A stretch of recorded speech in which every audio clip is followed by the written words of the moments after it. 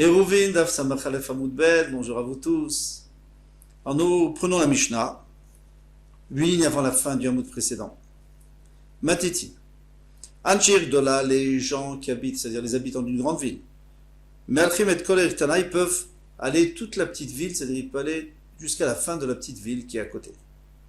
Anchir Tana, mais les habitants de la petite ville, Melchim et Kol Eritana, ils peuvent aller toute la grande ville, même si c'est plusieurs kilomètres.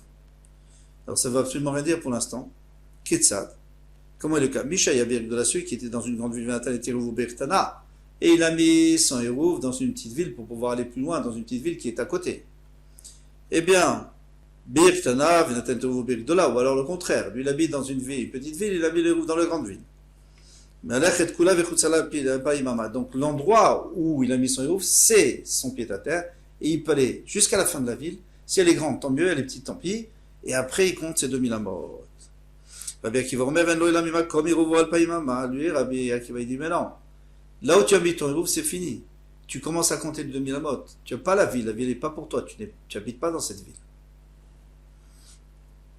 Amar Lahem, Rabbi Akiva, il a essayé de contredire les Chachamim en leur disant, en leur prouvant, vous êtes d'accord avec moi que quelqu'un qui a mis son hérouv dans une grotte, eh bien, il doit compter à partir du hérouv, mais pas à partir de la fin de la grotte. Disons que la grotte est très longue et qu'il y a une autre entrée là-bas, une sortie, eh bien, c'est pas à partir de la sortie. Alors, quelle est la différence ici? Ici aussi, il a mis son hérouv, il doit compter à partir du hérouv, pas à partir de la fin de la ville. Alors, ils ont répondu, là-bas on parlait d'une grotte où il n'y avait pas d'habitants. Même s'il y a des habitants, donc c'est un lieu d'habitation. Donc c'est comme une ville. Et on attend la fin, c'est-à-dire on compte d'abord la fin, on marche jusqu'à la fin de la grotte, et là on commence à compter 2000 amot, comme dans la ville, comme je vous ai dit dans la ville. Accessoirement, on peut apprendre que s'il avait mis son hérouv sur la grotte, il aurait perdu. Parce que là, il aurait pu seulement il aurait dû commencer à compter à partir du hérouv. Tandis que s'il a mis à l'intérieur, il peut prendre d'abord toute la longueur de la grotte et après compter ses 2000 amot. Ou le modèle chambrou, notim alpaïmama. Maintenant, celui qui compte les pas, parce qu'il est au départ, ou qui est en train de mesurer, pour savoir jusqu'où il peut aller, eh bien, notim alpaïmama. On a dit qu'il a 2000 amot. Par exemple, il a un pied à terre sous un arbre ou quelque part. Eh bien, il compte 2000 amot. Chez Afilusov Midato Kalabamera. Même si la fin de sa mida, eh bien, elle se termine dans une grotte.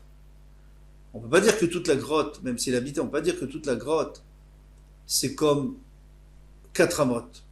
Parce que s'il avait fini après la grotte, alors on aurait dit que toute la grotte c'est comme 4 amot et il peut encore continuer à compter, comme une ville d'ailleurs.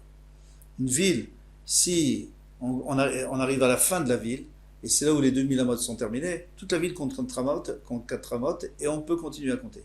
Mais si ça s'arrête au milieu de la ville, tant pis. On s'arrête là. Amar Aviuda, Amar Shmuel.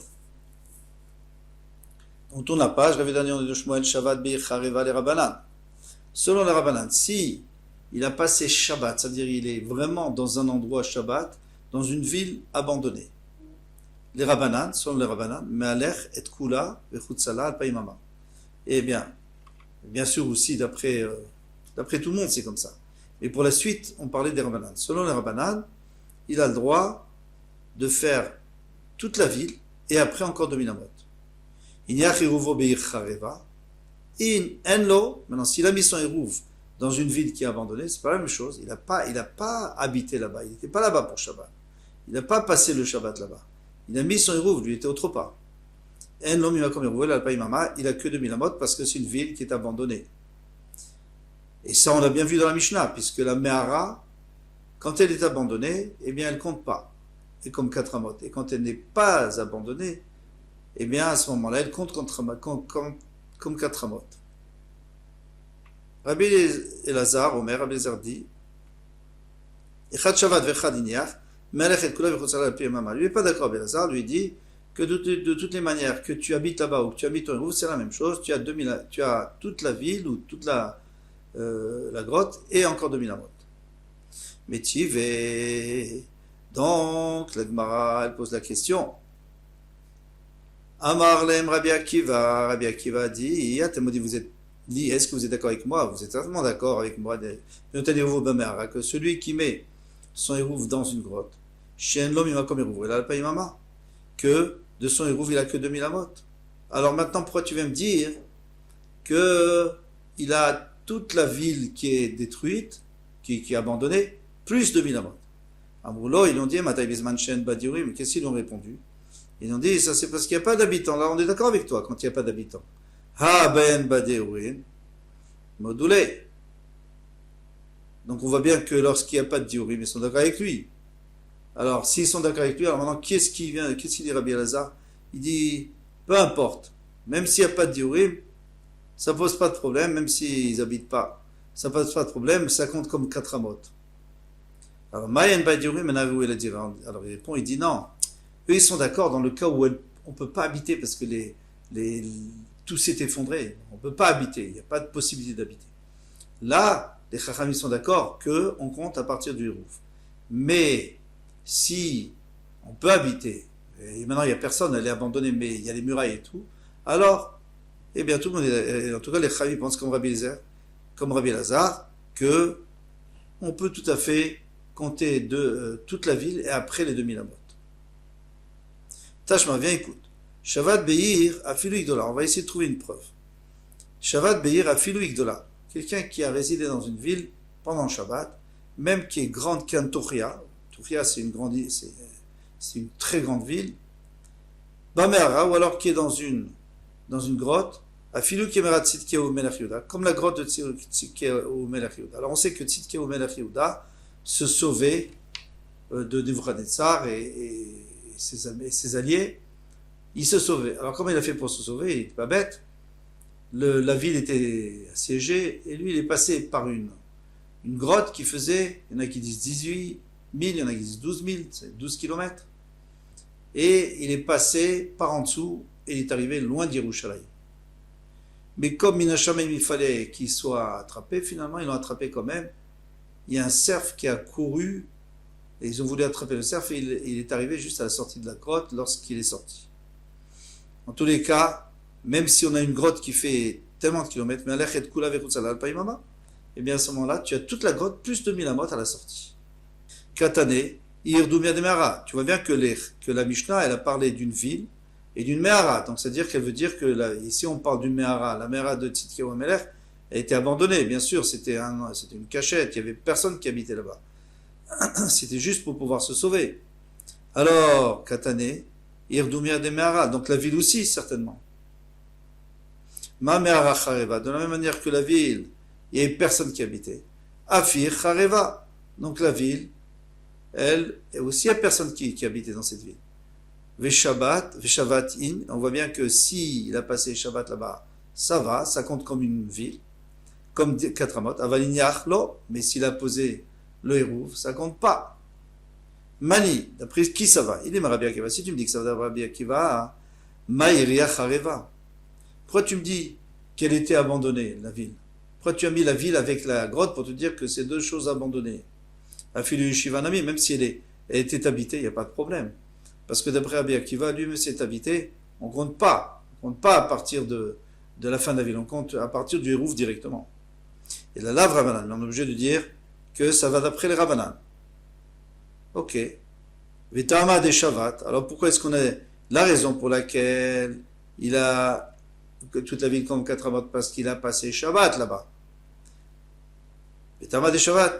Mais s'il avait juste posé son hérouf, non. Alors tu vois très bien qu'on peut dire d'ici que d'après les Chachamim, s'il a posé son hérouf, non. L'otema irdoumia de Mehara. Non, ne dis pas ça. Ne dis pas une ville qui ressemble à la Mehara. Dis le contraire. Et là, Mehara doumia deir. C'est une Mehara qui est comme une ville. C'est-à-dire, c'est une une grotte dans laquelle il y a des habitants, comme la ville où il y a des habitants. Donc on parle que d'un endroit où il y a des habitants. S'il n'y a pas d'habitants, alors on dit que c'est une marloquette. Mais s'il y a des habitants, Maïr Yeshiva, Afmeara Yeshiva. Donc de la même manière que la ville elle était habitée, ainsi aussi la Meara. Rabbi Akiva, alors là ça peut aller d'après Rabbi Akiva. Damar Elom Mimakom Eruvo, il a le pays Mama. Lui il a dit que si on a mis le Eruv là-bas, on n'a que 2000 amot. Au Beshavat, mais si on a passé Shabbat là-bas, Modé il est d'accord que on a toute la Meara ou toute la ville plus 2000 amot. Vea ki Meara Tzidkiaou Ktane. Pourtant, il dit que le Meara de Tzidkiaou, là-bas, c'est sûr qu'il n'y avait pas d'habitants. Il dit que Meara Tzidkiaou, Velo ke Meara Tzidkiaou. Il n'a pas dit que c'était la Meara de Tzidkiaou. Il a dit que ça ressemble. Ça ressemble. Que Meara Tzidkiaou Gdola, parce qu'elle est grande, donc ça ressemble. Velo ke Meara Tzidkiaou, mais pas vraiment comme la Meara de Tzidkiaou. Deilou Atam, Chareva, Vecha Yeshiva. Parce que là-bas, elle était abandonnée, elle n'était pas habitée. Ici, elle est habitée. C'est pour ça qu'on a dit que Meara. C'est-à-dire, elle ressemble, mais pas totalement.